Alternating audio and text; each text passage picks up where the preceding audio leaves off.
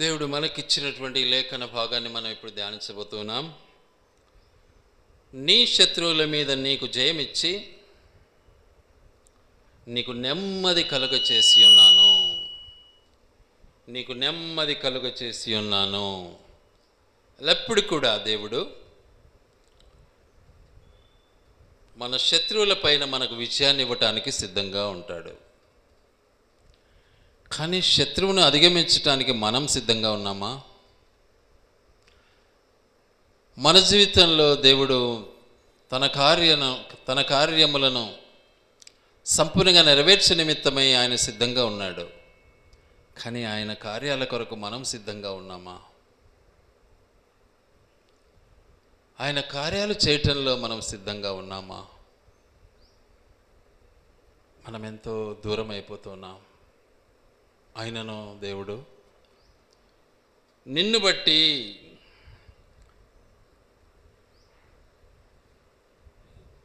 నీ శత్రువులను, నిన్ను బట్టి నీ సంతానమును, నిన్ను బట్టి నీ రాజ్యమును, నిన్ను బట్టి నా నామ ఘనతను అనుభవించు నిమిత్తమై ఒక మందిరాన్ని కట్టిస్తాను.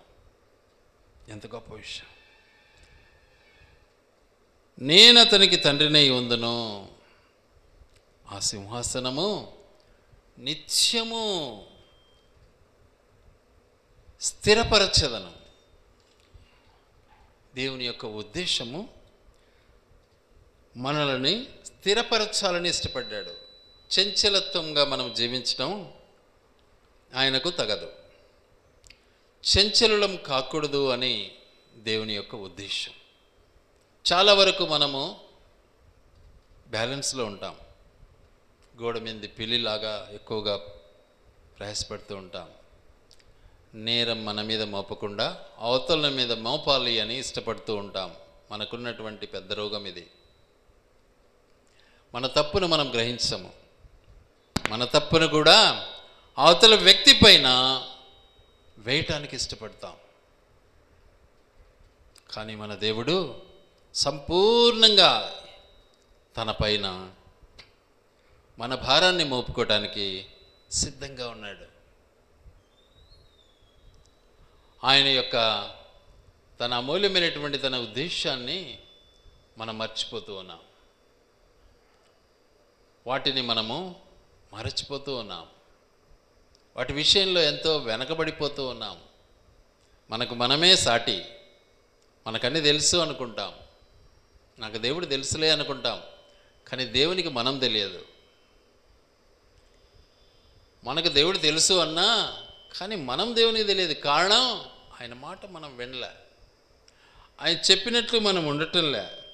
కానీ ఆయన తన యొక్క ఉద్దేశం మేరకు మన పట్ల నెరవేర్చాలి అని ఆయన దేనికోసం వచ్చాడు అంటే, వాస్తవానికి ఆయన చేరి వచ్చిన తన అమూల్యమైనటువంటి తన ఉద్దేశాన్ని మన పట్ల నెరవేర్చడానికి వచ్చాడు. ఎందుకు అంటే దేవుడు తీర్పు తీర్చడానికి రాలేదు. తీర్పు తీర్చడానికి దేవుడు రాలే.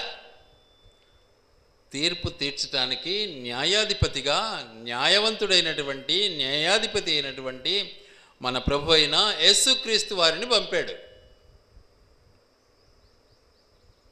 అందుకే వాక్యం ఏమంటుంది అంటే, యోహాను సువార్త 5వ అధ్యాయం 22వ వచనం. యోహాను సువార్త 5వ అధ్యాయం 22వ వచనం.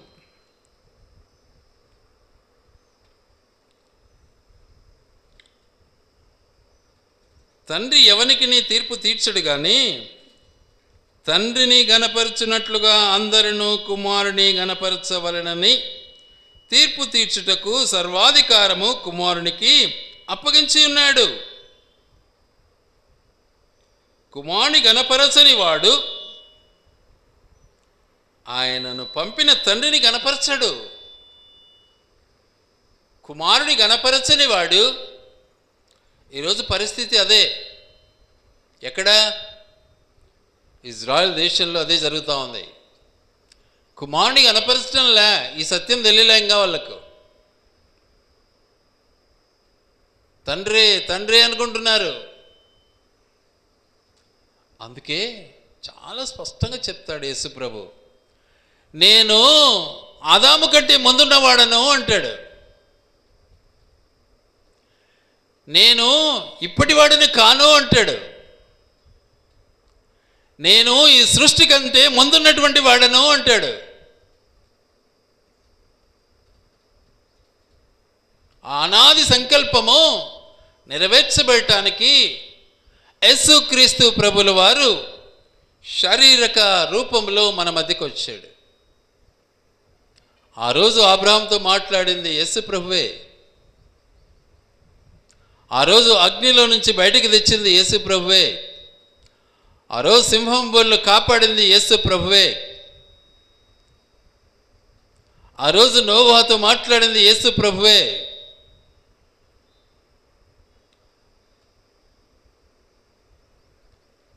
ఇవన్నీ కూడా గమనిస్తే ఫ్రమ్ ద బిగినింగ్, మొట్టమొదటి నుండి యేసు ప్రభు మనతో ఉన్నాడు. ఇది మనం గ్రహించక యేసు ప్రభు ఏదో 2000 సంవత్సరాల క్రితమే వచ్చినాడులే అనుకుంటాం. నో, ఆది యందు ఆయన వాక్యమై ఉండెను, ఆ వాక్యము శరీరధారియే మన మధ్యకు వచ్చింది.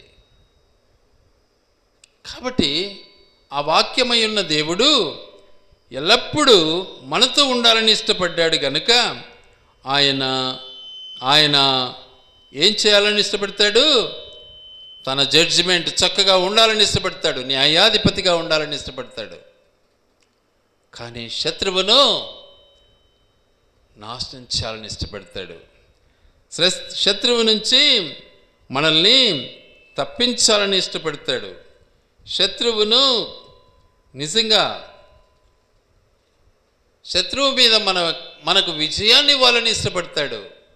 సైతాను మీద విజయాన్ని పొంది మనము తన బిడలముగా, తన కుమారులముగా, కుమార్తెలముగా తన రాజ్యానికి వారసులం కావాలన్నదే దేవుని యొక్క అమూల్యమైనటువంటి తన గొప్ప సంకల్పం. తద్వారా యేసు ప్రభు నిజంగా మన కొరకు రానైనటువంటి దినాలు ఆసన్నమవుతూ ఉన్నాయి, సమీపిస్తూ ఉన్నాయి, చాలా దగ్గరికి వచ్చాయి. కాబట్టి ఆయన సజీవులకును మృతులకును న్యాయాధిపతినిగా నియమించిన వాడు ఈయనే అని ప్రవక్తలు ప్రకటించినట్లు దృఢ సాక్ష్యం ఇవ్వవలెనని మనకు ఆజ్ఞాపించను. అపోస్తుల కార్యాల్లో ఈ మాట అపోస్తులుడైనటువంటి పౌలు గారు సెలవిచ్చిన మాట 10వ అధ్యాయంలో. గనుక ఆయన దృఢ సంకల్పాన్ని మన పట్ల నెరవేర్చాలి. ఆయన న్యాయ విధిని మనము అనుభవించాలి. మన దేవుడు న్యాయవంతుడు. ఈరోజు మనం కష్టపడుతున్నాం, బాధపడుతున్నాం, ఎంతోమందిని కళ్ళతో చూస్తున్నాం, హరించిపోతున్నారు, నష్టపోతున్నారు, రక్తాలు కారుస్తూ ఉన్నారు. కానీ మన దేవుని రాకడలో మనమంతా విజయులమే. మనమంతా ఆయనతో ఉండవలసినటువంటి వారమే. ఆయనతో మనము యుగ యుగాలుగా మన కొరకు ఏర్పాటు చేసినటువంటి ఆ ఉన్నతమైనటువంటి, ఆ ప్రశస్తమైనటువంటి, పరిశుద్ధమైనటువంటి, సంపూర్ణమైనటువంటి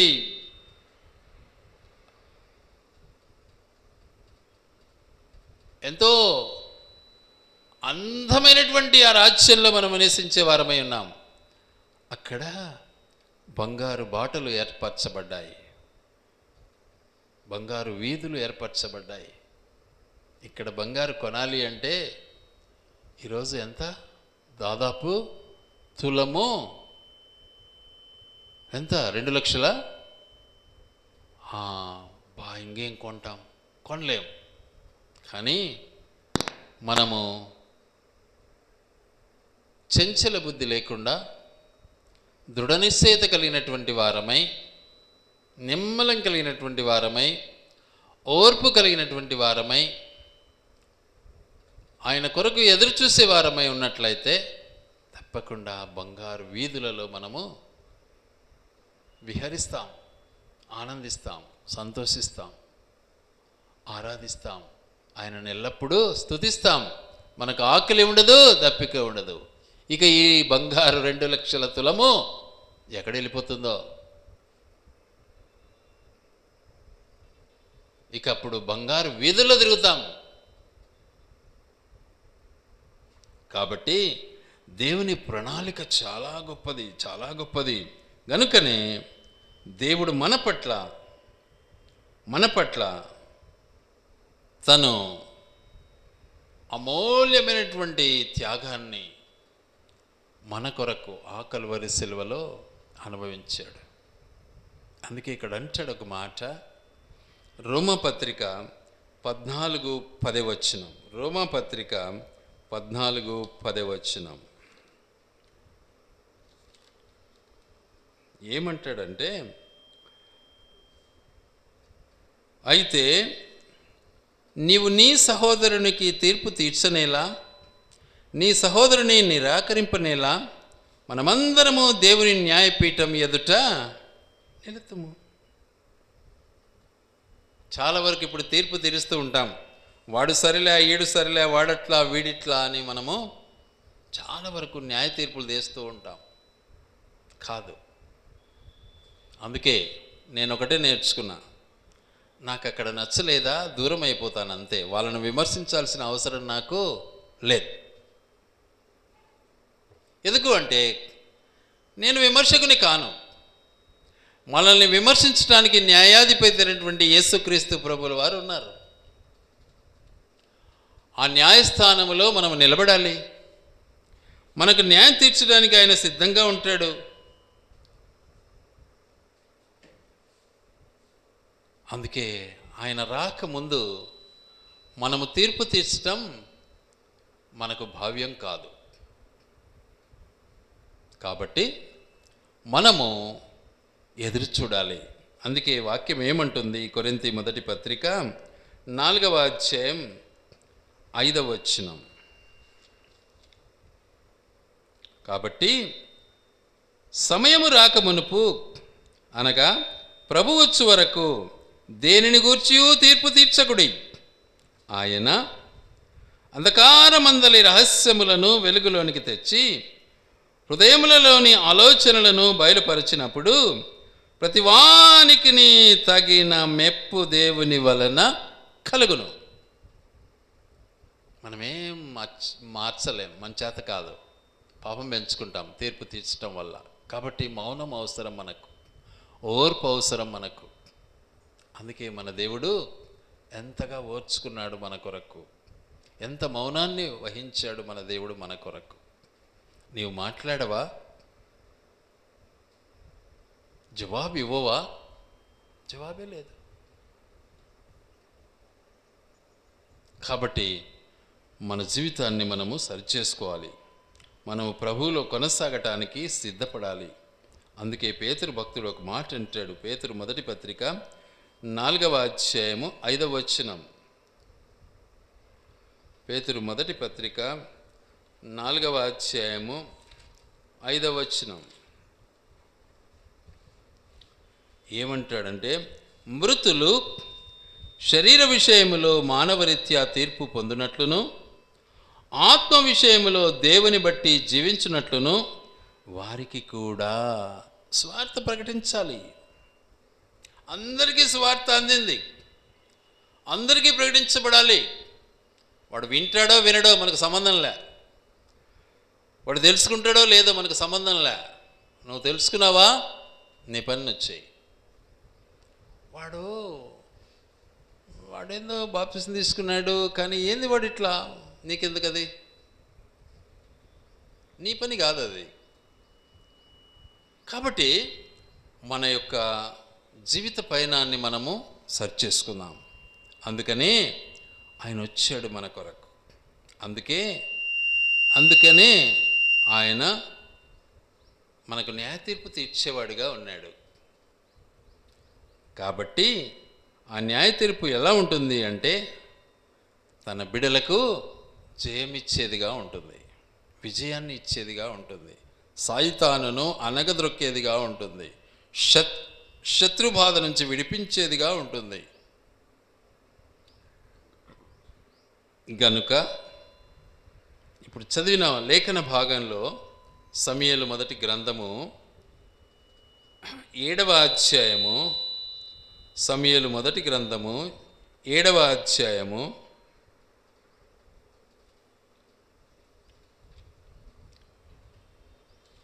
15-16 వచనాలు చదువుకుందాం. సమూయేలు తాను బ్రతికిన దినములన్నీయు ఇజ్రాయేలీయులకు న్యాయాధిపతిగా ఉండెను. సమూయేలు బ్రతికినంత కాలము ఏం పని చేశాడు? దేవుడు ఆయన్ని ఎన్నుకున్నాడు. దేనికోసం? యూదా ప్రజలకు అనగా ఇజ్రాయేలీయులకు న్యాయాధిపతిగా ఉండాలని ఎన్నుకున్నాడు. న్యాయాన్ని జరిగించడానికి ఎన్నుకున్నాడు. మోషేని ఎన్నుకున్నాడు. మోషే దినమంతా వాళ్ళకి న్యాయం తీర్చడంలో ఉదయకాలం నుండి సాయంత్రం వరకు అలాగే నిలబడినారు అందరూ కూడా. కానీ మన దేవుడు న్యాయం తీర్చడానికి దినాలు పట్టవు, ఇమ్మీడియట్ యాక్షన్. ఎందుకంటే హృదయ రహస్యాలు ఎరిగినటువంటి వాడు మన దేవుడు. కాబట్టి న్యాయ తీర్పు ఆయన చేతిలో ఉంటుంది. గనుక న్యాయం చేయాలి. మనం న్యాయం జరిగించు నిమిత్తమై దేవుడు మనకు విజయాన్ని ఇవ్వాలని ఇష్టపడుతూ ఉన్నాడు. చూడండి, సామెతల గ్రంథం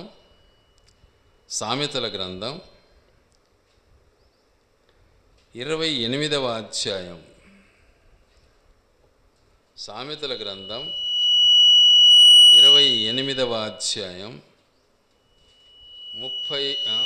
12వ వచనం. నీతిమంతులకు జయము కలుగుట మహాఘనతకు కారణము. నీతిమంతులకు జయము కలుగుట మహాఘనతకు కారణం. చూసారా? నీతిమంతులు ఎవరు? ప్రభువును అనుభవించిన వారు, ప్రభువును అంగీకరించిన వారు, ప్రభు వాక్యానుసారంగా నడుచుకున్నవారు, ప్రభు అడుగుజాడలో నడిచిన వారు, ప్రభు ఆజ్ఞను పాటించిన వారు, ప్రభు చెప్పినట్లు నడుచుకున్నవారు నీతిమంతులు. ఎందుకంటే ప్రభు నీతిమంతుడు. ఆయన ప్రకారం నడుచుకున్న వారే నీతిమంతులు.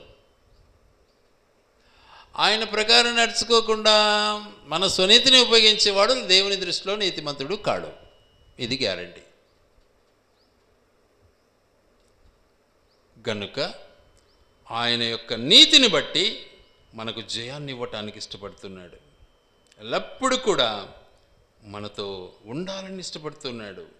ఆయన ఎల్లప్పుడూ కూడా మనల్ని విజయముతో అత్యధికమైనటువంటి విజయాన్ని ఇవ్వాలని ఇష్టపడుతూ ఉన్నాడు. రోమా పత్రికాకారుడు ఏమంటున్నాడు చూడండి, 8వ అధ్యాయం 37వ వచనం. రోమా 8:37 వచనం. అయినను మనలను ప్రేమించిన వాని ద్వారా మనము వీటన్నిటిలో అత్యధిక విజయము. ఎవరి ద్వారా? మనలను ప్రేమించిన వాని ద్వారా. ఎవరు ప్రేమించారు నిన్ను నన్ను?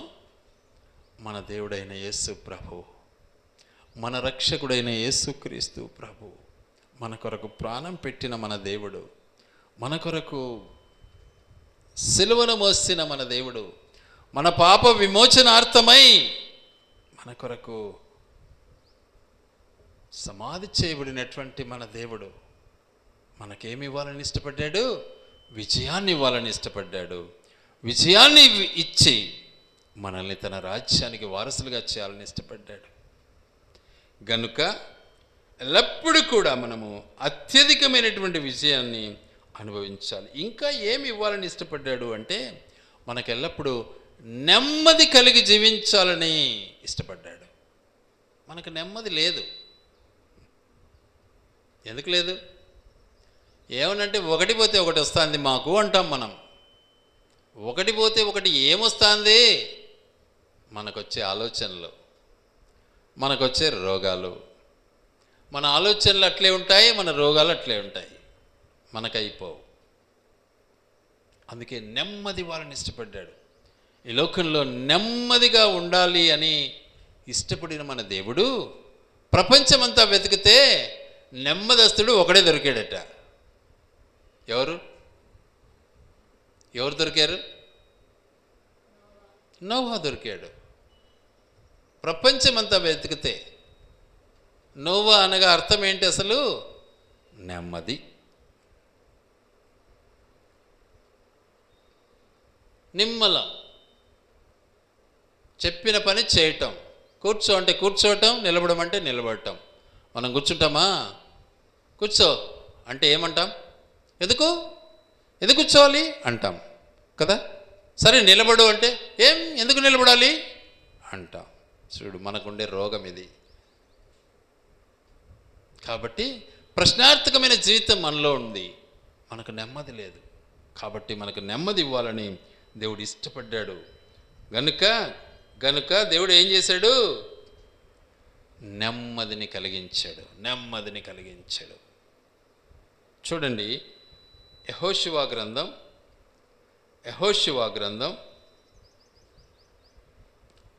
14వ అధ్యాయం 15వ వచనం. 14, 15.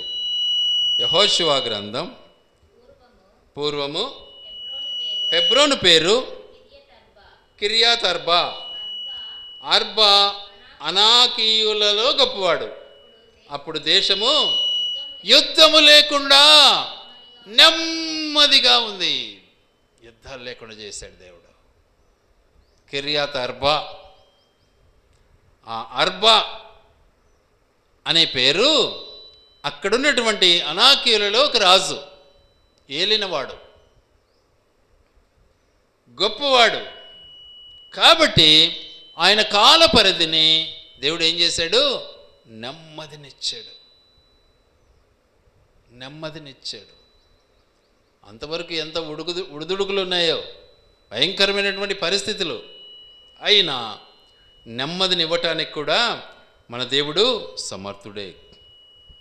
గనుక నేను అంటాడు, మీ దేవుడైన యెహోవా మీ సహోదరులతో చెప్పినట్లు వారికి నెమ్మది కలుగచేసెను. దేవుడు వాగ్దానం. ఆయన మాట ఇచ్చి తప్పడు. మనము మాటను ఎన్నిసార్లు బొంకుతామో మనకే అర్థం కాదు. నేను మాట్లాడలే అంటాం, ఒకటే మాట అయిపోయా, అవతలడు చచ్చా ఇంకా దిక్కుదెలక. అస్సలు నేను మాట్లాడలే ఏంది అంటాం, అయిపోయా. ఎవరు మాట్లాడారు? నేనే మాట్లాడాను. ఒప్పుకోవాలి, తప్పదు. ఇంకా మనం చేసిన ప్రతి పాపాన్ని బట్టి యేసుక్రీస్తు ప్రభు ఒప్పుకున్నాడు. జాగ్రత్త, ఇంకా నువ్వు ఒప్పుకోకుండా నీ బ్రతుకులో ఉంటే నీకు నెమ్మది రాదు. ఒప్పుకునేది నేర్చుకోవాలి మనిషి. యేసు ప్రభు అదే నేర్పించినాడు మనకు. మనము ఒప్పుకోకుండా మనము సజ్జనులమని అంటే మాత్రము మనంత పాపిస్ట్ ఇంకొకడు లేడు. కాబట్టి మనకు నేర్పించినటువంటి మన దేవుడు మన చుట్టూ ఉన్నటువంటి మన శత్రువులందరిలో కూడా మనకు నెమ్మదిని కలుగచేసే దేవుడై ఉన్నాడు. మనకు నెమ్మది ఇవ్వటానికి ఇష్టపడుతూ ఉన్నాడు. చూడండి, యెహోషువ గ్రంథం 23:1. యెహోషువ గ్రంథం 23:1. చుట్టూనున్న వారి శత్రువులలో ఎవరునూ వారి మీదికి రాకుండా యెహోవా ఇశ్రాయేలీయులకు నెమ్మది కలుగచేసి ఉన్నాడు. చూసారా? నెమ్మది కలుగచేసిన మీదట అనేక దినములైన తరువాత యెహోషువ బహు సంవత్సరములు గల వృద్ధుడైపోయినాడు. ఎంతో వృద్ధకాలాన్ని అనుభవించాడు. నెమ్మదిగా బ్రతుకు సాగింది ఇజ్రాయేలీయులకు. ఈరోజు నీకు నాకు ఆ నెమ్మది ఇవ్వాలని ఇష్టపడ్డాడు మన దేవుడు. మనకు నెమ్మది కలిగింప చేయటానికి యేసు ప్రభు తానే తన ప్రాణం ఇచ్చాడు. యేసు ప్రభు ఆ సిలువను అనుభవించాడు. యేసు ప్రభువు తన రక్తాన్ని కార్చాడు. మరి నీకు నెమ్మది వస్తుందా? ఎందుకు రాలే? సంపూర్ణమైనటువంటి విశ్వాసం నీలో లేదు కాబట్టి నీకు నెమ్మది రాలే. చంచలత్వం పరి విధాలుగా, ఈరోజైతే ఇంకా ఎక్కువ. ఎట్లా? గంటలు గంటలు ఫోన్లే, వాడు చేసా వీడు చేసా, అక్కడ ఇక్కడ, అబ్బా టైమే లేదు. ఏమీ నెమ్మది లేదు. కారణం లోకం. నెమ్మది లేదు. కారణం ఇహలోకానుసారమైన జ్ఞానం. నెమ్మది లేదు. వాడు ఇట్లా చెప్పా, వీడి అవసరమా? నెమ్మది సంపాదించుకోవాలా? నెమ్మది సంపాదించుకోవటానికి నువ్వేమి యజ్ఞాలు చేయాల్సిన పనిలే. నీకు దేవుడు నెమ్మది ఇచ్చాడు. ఎలా ఇచ్చాడు? తానే ఆ సిలువను అనుభవించి నీకు నెమ్మది ఇచ్చాడు. ఆయన నెమ్మదిని నీకు ఇచ్చాడు. ఆయన ప్రేమను నీకు ఇచ్చాడు. ఆయన త్యాగాన్ని నీకు ఇచ్చాడు. నమ్మేవా? నమ్మాలి. నమ్మకుండా మాత్రము నీకు నెమ్మది రాదు. అది ఇచ్చాడు మనకు మన దేవుడు. అట్టి నెమ్మదిని మనము అనుభవించాలి. ఎందుకంటే ఆయన ప్రాణత్యాగము మనకు నెమ్మదినిచ్చింది. ఆయన ప్రాణత్యాగము మనకు స్వాతంత్రం ఇచ్చింది. లేకుంటే మనమంతా బందీలమే. ఈరోజు మళ్ళీ మనల్ని బందీలుగా చేయాలని ఇష్టపడతా ఉంది లోకం. కానీ మన దేవుడు స్వతంత్రం ఇచ్చాడు. దేవునికి మహిమ ఘనత కలుగునుగాక. దేవుడు ఎల్లప్పుడూ స్తుతింపబడునుగాక. కాబట్టి మనము ధర్మశాస్త్రాన్ని ప్రేమించిన వారమైతే నెమ్మది కలిగి ఉంటాం. ధర్మశాస్త్రాన్ని గూట్లో పెడితే నెమ్మది మనకు రాదు. ధర్మశాస్త్రాన్ని మన హృదయంలో చేర్చుకోవాలా, మనకు నెమ్మది వస్తుంది. అందుకే అంటాడు కీర్తనకారుడు 119, 165వ వచనములో, నీ ధర్మశాస్త్రమును ప్రేమించు వారికి మీతో నెమ్మది కలదు. చూసారా? నెమ్మది. ఈరోజు ధర్మశాస్త్రం కాదు మనకుండేది. ఈరోజు సెల్లు, 24 గంటలు సెల్లు సెల్లు సెల్లు. చూసుకోండి ఒకసారి ఏ సెల్లు బాగుంటుందో. మరి నెమ్మది ఎట్లొస్తుంది? ఆరోగ్యం ఎట్లొస్తుంది? సమాధానం ఎట్లొస్తుంది? ఇంపాసిబుల్. కాబట్టి ఇకనైనా గ్రహించి ధర్మశాస్త్రాన్ని అనుభవిస్తే మనము ధన్యులమవుతాం. అందుకే అంటాడు, నా ఉపదేశమును అంగీకరించువాడు సురక్షితముగా నివసించును, వాడు కీడు వచ్చునన్న భయము లేక నెమ్మదిగా ఉండును. ధర్మశాస్త్రాన్ని అనుభవించినప్పుడు మన దేవుడు మనకు నెమ్మది ఇవ్వాలని ఇష్టపడ్డాడు. కాబట్టి ఎల్లప్పుడూ కూడా మనము సమాధానం కలిగి ఉంటే, ఎల్లప్పుడూ ధర్మశాస్త్రాన్ని అనుభవించే వారమైతే మనకు నెమ్మది. మన ధర్మశాస్త్రము మన దేవుడే, వాక్యమే మన దేవుడు. ఆయన్ని అనుసరించిన వారమైతే మనకు నెమ్మది. కాబట్టి నెమ్మది మనకి ఇచ్చాడు దేవుడు. చంచలత్వం ఇవ్వలే. ఎప్పుడు ఏడ్చమని చెప్పలే. నిన్ను సంతోషంగా ఉండు, సమాధానంగా ఉండు అంటున్నాడు. అయితే ఆయన వైపు చూడాలి. లోకం వైపు చూస్తే నీకు రాదు. అయితే నాకు నేర్పించాడు నా దేవుడు. నేను దాన్ని బట్టే నెమ్మది అనుభవించడానికి ఇష్టపడతాను. అందుకే నేను చంచల బుద్ధి లేదు నాలో. ఒక మాట చెప్తే అయిపోయాం అంతే. ఆ మాటే ఖరారు. నాకు మార్చను నేను. కాబట్టి ప్రభువులో కొనసాగుదాం. దేవుడు మనకిచ్చినటువంటి ఈ న్యాయ తీర్పు మేరకు, మనకిచ్చినటువంటి జయాన్ని బట్టి, మనకిచ్చినటువంటి నెమ్మదిని బట్టి ఎల్లప్పుడూ కూడా దేవుని మనము ఆరాధిస్తాం. దేవుడి మాటలు ఆయన వెనికిడిలో దీవించి ఆశీర్వదించునుగాక. ఆమేన్.